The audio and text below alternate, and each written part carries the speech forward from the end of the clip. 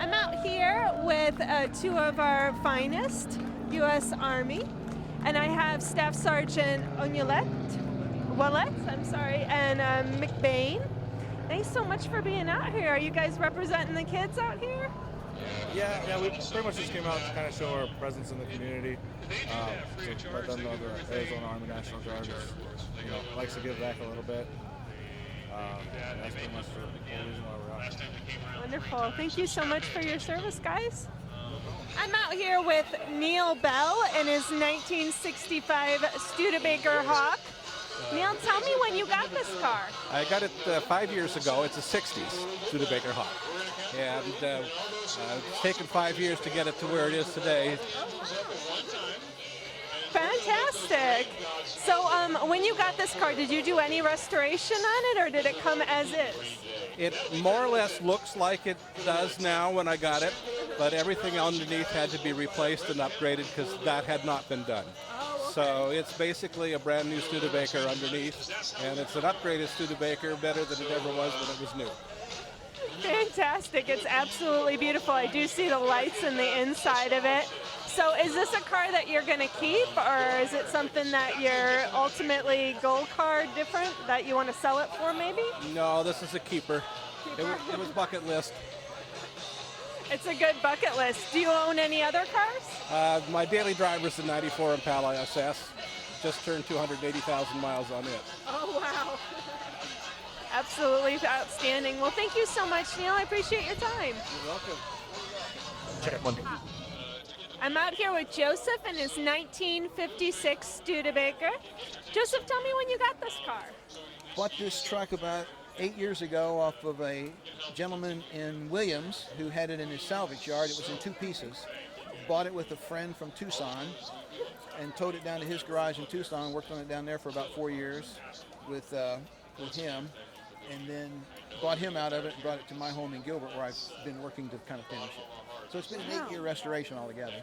8 years, oh my gosh. 8 years, yeah. And same color, or did you transfer different colors to it? No, this color is actually taken from the 2007 of his 1314 Studebaker drivers and vehicles here tonight.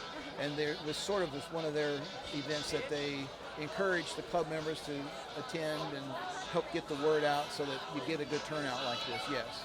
Absolutely, we're having a great turnout tonight for sure. This is the first time I've shown it here in this show, but it is a wonderful turnout, and there's some beautiful cars here, beautiful cars, particularly some of the newer kind of hot rod models, the Mustangs and some Camaros and some of the Rad Rods. I mean, I love that design. I love the look of the cars that are here and the trucks that are here. It's third year for the show, and I'm surprised it's gotten this big in just 3 years. I don't know how I could have missed it, honestly. I agree with you. This was my first time out. Outstanding show. And it looks like you're a past winner with a lot of your trophies, right? It gets a lot of attention, and I think that's because, first of all, it's a pickup truck, and Studebaker really wasn't known for their truck line and the work that's gone into it. But I've tried to keep a real kind of neat, classic, understated appeal, sort of an understated elegance to it, with these just the one color paint, a little pinstriping.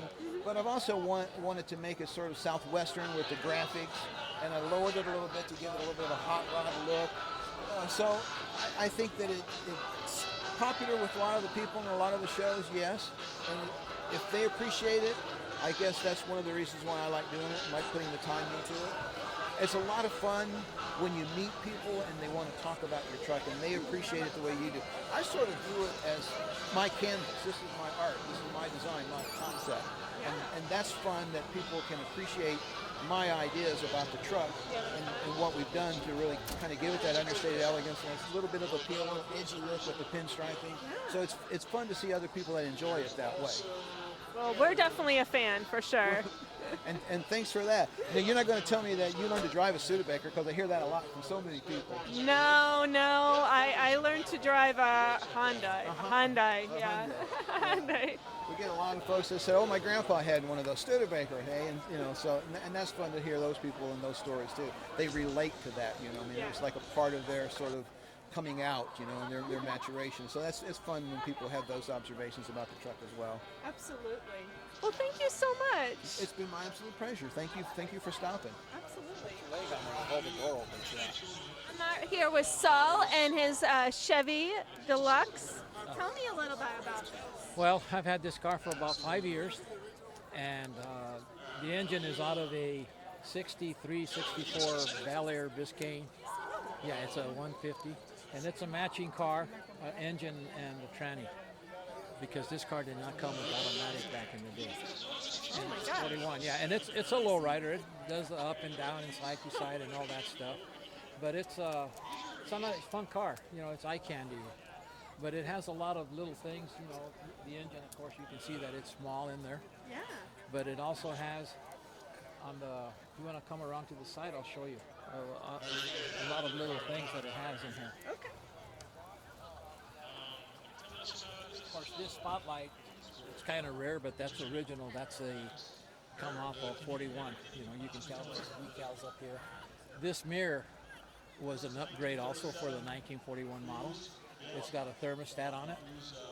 Looks like a cell phone. Yeah. Well, it's bigger than the cell phone I used to have.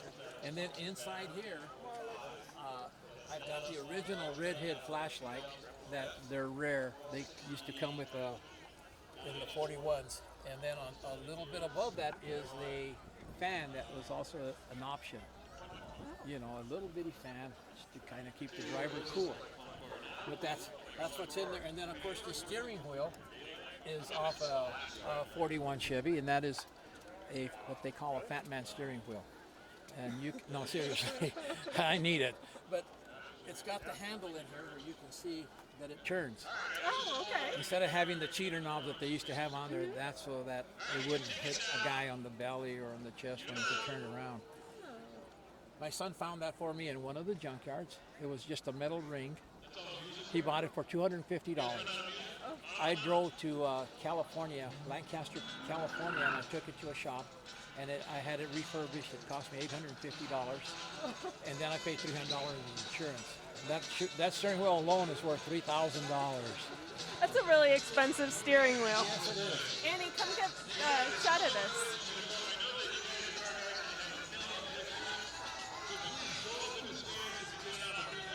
I don't know what you need me to do.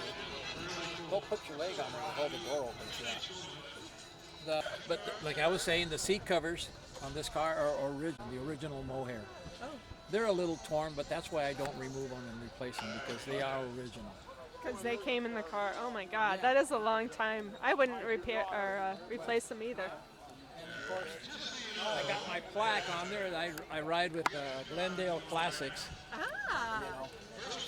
Is that a lowrider crew here? Oh yes. Oh, wonderful. Yeah, down at Glendale. Of course, you can see the Phoenix the Cat was 1941 when he came out. A little star.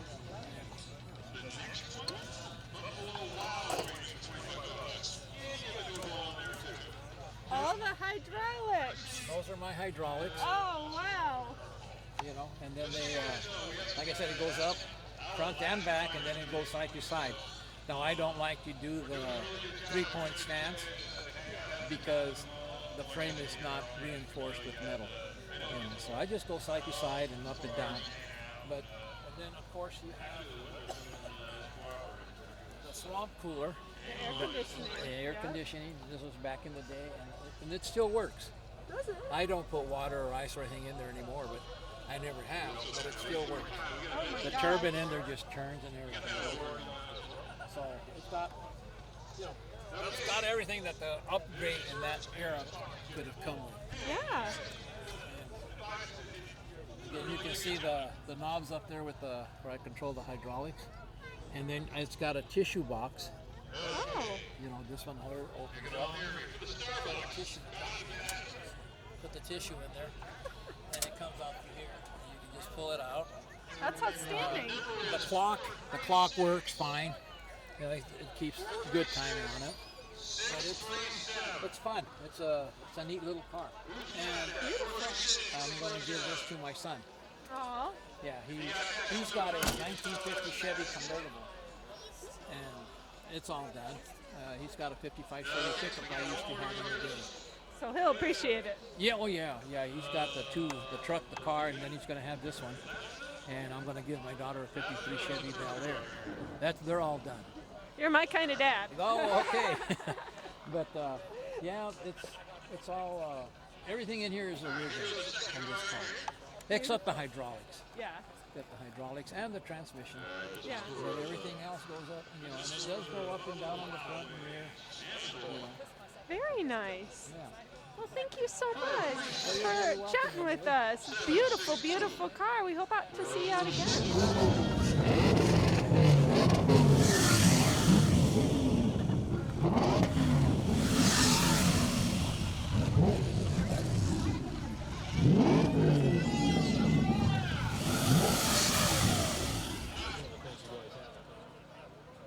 It's coming here every year because we're more than happy. This is so much fun for us. Oh yeah, I gotta do that. Once again,